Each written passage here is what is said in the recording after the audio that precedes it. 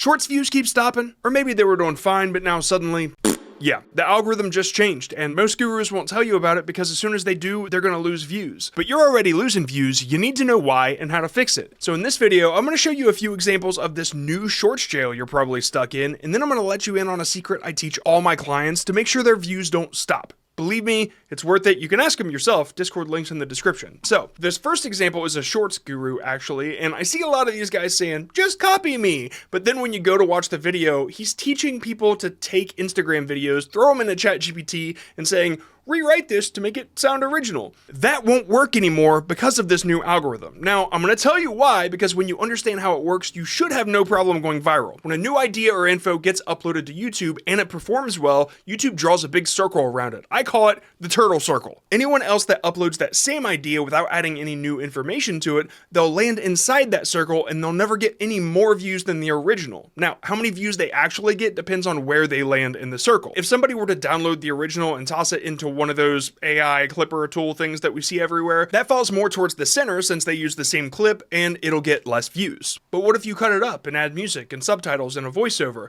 Does it still land in the turtle circle? Turtle circle. It's a good question. I know some of you are asking it. I'm gonna cover it later, I promise. As for why I call it the turtle circle, if you land in it, your growth on YouTube slows down like a turtle. Google actually calls it the conflict radius. I spent the last 2 weeks going through a bunch of Google research and patents, and it pretty much answers every question I ever had. And so I turned that into a really simple guide that you can download for free. Links in the description. I hope it helps. Now, back to that shorts guru. So I gotta give this guy credit because most gurus blur their channels so you can't really look up the evidence and hold them accountable, especially the ones that don't show their face. But this guy, he did share his channels, but now that the algorithm's changed, let's see how it's working out for him. 4,000 views, 31,000, 22,000, 29,000, 25,000, 24,000. He actually shared one more channel here. 4,000, 1,000, 36,000, 17,000, 11,000, 11,000. Most of these get capped around the 30K mark, and this is the new jail that I'm talking about. YouTube is looking for net information gain, so this is the information gain jail. Basically, YouTube wants to be the search engine for all info and all entertainment, and when you give nothing new to the platform, it's gonna limit you. But what if you're okay with 30,000? If you can just make so many, you should be able to make good money, right? Let me show you how much 30,000 views makes. All right, here's my analytics. Let's look for 30,000 views. Let's just click on this 15,000 one and we'll double it. 92 cents, so double that, $1.84. If it takes you an hour to knock one of these out, are you okay with getting paid $1.84 an hour? Aside from the fact that it's gonna be difficult to monetize this. But here's what's crazy. People don't want to believe me. They don't wanna believe this is happening, like this guy on Reddit. So he says, what advice do you have to give me? I don't know what I'm doing wrong. Do I put hashtags in the title directly or don't I put something in the tags? I always try to put a maximum of 10 tags, blah, blah, blah, blah, blah. And I told him, you're using other people's content. Like that's what you're doing wrong. The tags. So he said, I take videos from TikTok. I edit them separately in CapCut with everything with subtitles and effects and everything. I don't steal shorts made directly. I always offer credits to the people. I don't know what I'm doing wrong. All of that is what you're doing wrong. Crediting somebody that has no idea you've credited, that does nothing. It does just as much as a copyright disclaimer on your description. Nothing. It reminds me of when people started putting those disclaimers on Facebook. Oh my God. Just because you stole it from a different platform and put it on YouTube, it doesn't mean you're the first person to do it. And if you're not the first person to do it, guess where you fall on the conflict radius? Somewhere in there. But John, isn't that transformative? We'll get to it. On the last example, we'll get to it. So I'm gonna rapid fire 2 more examples of this new shorts jail, just in case you're doing something that these two are doing. And then I'm gonna show you that trick that I teach all my clients that makes sure their views don't stop. They do very well with it. I'm excited to show you. So this is a comment I got on my most recent video. I've been noticing my shorts die after reaching a certain point. It's random. From your experience, is it retention related or something else? Feel free to use it as an example in your videos.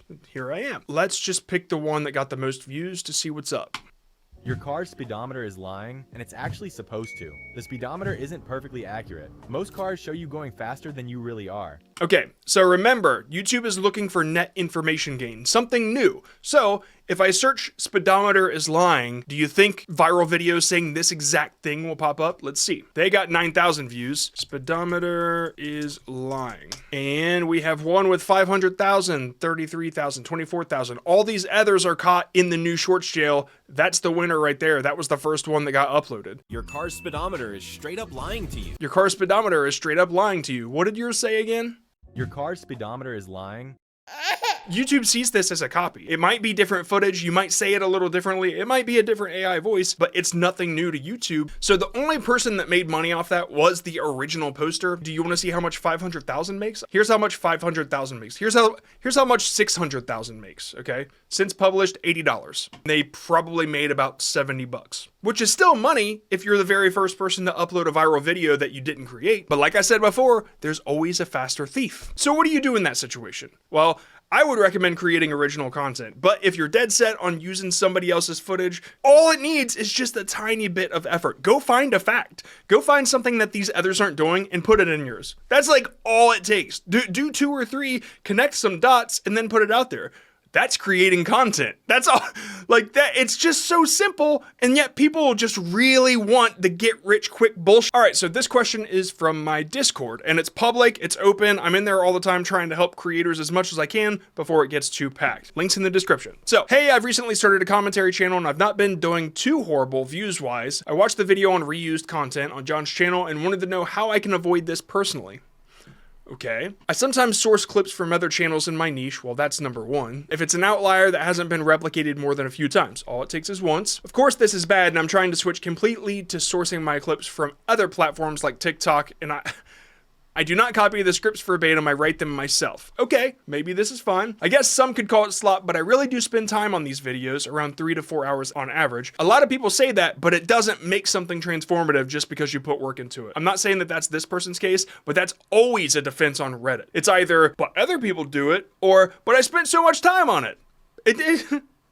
I spent so much time stealing this content. I edit the subtitles, transitions, sound effects, etc. I try to transform the clip to the best of my abilities before posting, and unfortunately I do use an AI voiceover, and it's not because I'm lazy. I've tried narrating the clips myself, but it's straight cheeks. Sorry for the gap. What I'm getting at is if any of you have advice on what I'm doing right now. Okay, let's see. Shorts here, 3,024, 30, 300, 30, 30, 30, 30, 30, 4 million, 30, 30. Okay, so it seems like they're in and out of the new shorts jail. They get capped at 30 a lot, but occasionally they're doing something transformative. But let's click on one that is at the 30K mark.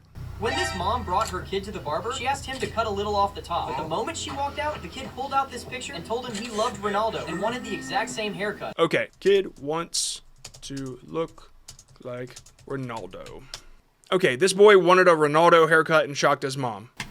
Look, this boy went to get a haircut, and his mom told the barber to only cut a little from the top. Mom brought her kid to the barber. She asked him to cut a little off the top. The boy went to get a haircut, and his mom told the barber to only cut a little from the top. You said you write these scripts? She asked him to cut a little off the top. A little off the top. You wrote that because the other person that uploaded before you wrote that exact line. I gotta know. All videos are transformed with original narration, editing, and added context to create new meaning and entertainment value. What's the new meaning? It's the same meaning, therefore it's not transformative. All of these clip channels say transformed as if saying that is going to change the definition. It's not. Speaking of definitions, hey, I've recently started a commentary channel. Commentary. Narration is not commentary in this instance. Saying what happens in a video that people can already clearly see, that's not commentary. Commentary is offering a personal insight or an opinion. No matter how many gurus say, this is the commentary niche, it's not commentary. You're not saying anything about it. Look, here's the trick that I tell all my clients that helps them make sure that their views don't stop. I didn't want to talk about this with this kind of attitude, but it's called creator rant, so whatever. The swap test. If you can take your video and put it on somebody else's channel and it makes sense to the viewer, then that's a problem. Your channel is expendable and you probably won't last this year. The reason I say that is because as the algorithm keeps updating, it's smashing these channels that don't offer anything to the platform. If you have something unique enough about your content that can't be placed on somebody else's channel, YouTube won't cap you then. You just gotta set yourself apart from all the other people stuck in the new shorts jail, and it's only gonna take you 8 minutes to learn how. Editing doesn't mean transformative. Subtitles don't mean transformative. Voiceover don't mean transformative. AI scripts don't mean transformative. Narration isn't commentary, I said. Narration isn't commentary, I said. Narration isn't commentary, I said. Narration isn't commentary, I said, yeah.